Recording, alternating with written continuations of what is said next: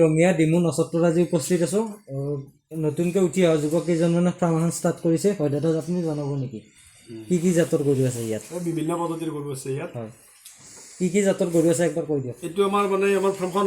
19 মাহ হ'ল হয় এইটো আমাৰ ঘৰৰে মানে ফাৰ্মতে জগা পোৱালি হয় আজি এইটো প্ৰথম পিয়নৰ এইটো মানে কি জাতৰ হয় জাৰ্চি এইটো হয় আৰু কি জাতৰ আছে জনাব নেকি এইটো চাইডৰ পোৱালি হয় এতিয়া ইচ্ছে ভাল এই প্ৰথম পিয়ন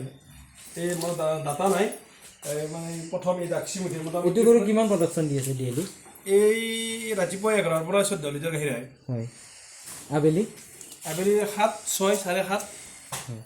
এইটো খাদ্য অনুযায়ী হয় কেতিয়াবা খাদ্যটো ইফাল সিফাল হ'লে পাহিটো কমি যায় হয় এইটো এইটো ৰাতিপুৱা 16 লিটাৰ হয় কি জাতৰ হয় এইটো অষ্ট্ৰেলিয়ান হয় আবেলি কিমান আছে এতিয়া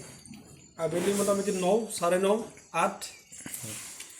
হয় দিনটোৰ ভিতৰত 26-25 লিটাৰ গাখীৰ হয় চেউৰীকেইটা কি জাতৰ আছে জনাব নেকি আছে এইটো জাৰ্চি হয় এইটো এইচএফ এইটো এইচএফ এইটো আমাৰ গিৰ